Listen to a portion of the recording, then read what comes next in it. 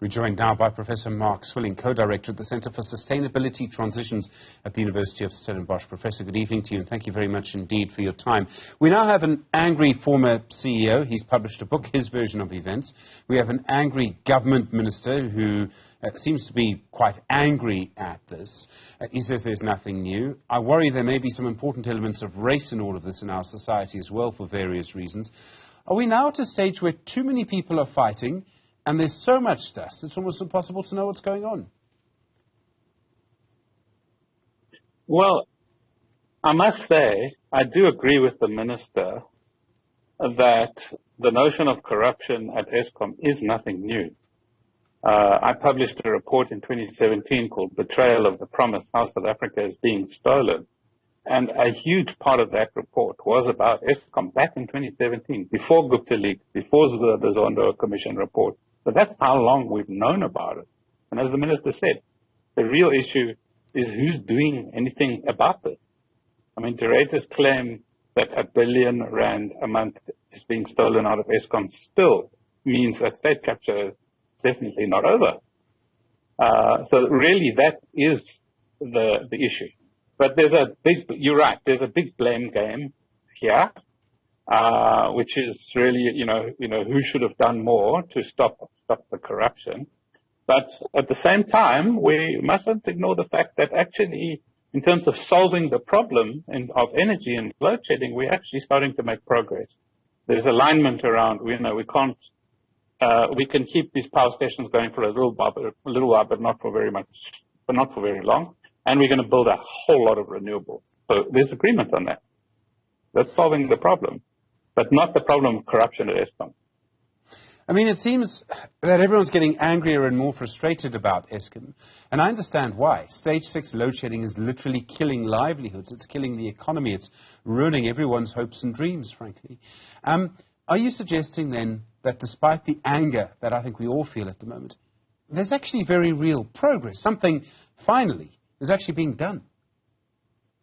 Yes, I mean, let's face facts. Every time the Minister of Mineral Resources and Energy, Gwede Mantashe, was challenged with, why aren't you fixing load shedding? His response was always, there's plenty of energy. Eskom just is not switching it on, implying what he later then made explicit, that they have a hidden agenda and they're committing treason.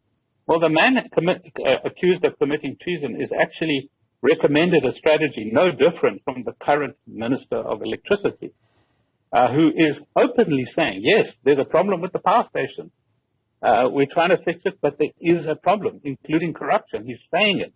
The Gwede Mantashe has never been that explicit. And that is progress, because now we can start coming up with solutions, which, if you add up all the different things that he's talking about, actually do amount to the beginnings of actually a solution. But he's not responsible for getting rid of corruption in Eskom.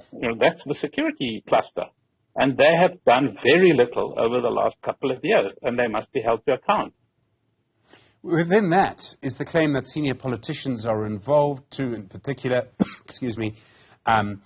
What is interesting is that I think South Africans have become, many people have become very cynical, that if politicians are involved, there won't be a proper investigation. We've seen heads of the police, the Hawks, the SIU testifying last week. Do you believe, from what we've seen, that these organizations, the criminal justice organizations, the investigating agencies, are doing what they should be doing? I think South Africans have got to the point where they don't expect there'll be justice for corruption, unfortunately. There's absolutely no doubt that we are at the lowest levels of trust within our society and trust in public institutions, the lowest level since 1994. There's no doubt about that. And it may well get worse as we head into the winter and load shedding gets worse. Trust in Eskom is almost zero, which is a tragedy, because a lot of very good people at Eskom are trying their level best against all odds to make sure we don't have a collapse of the grid by managing load shedding in a very systematic way.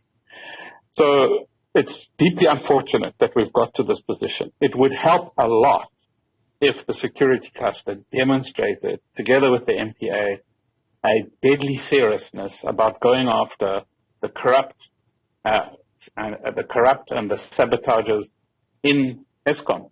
That would help a lot. But there isn't a lot of evidence that this is happening. And, whether there is coverage at higher political levels, we haven't really seen the evidence of that.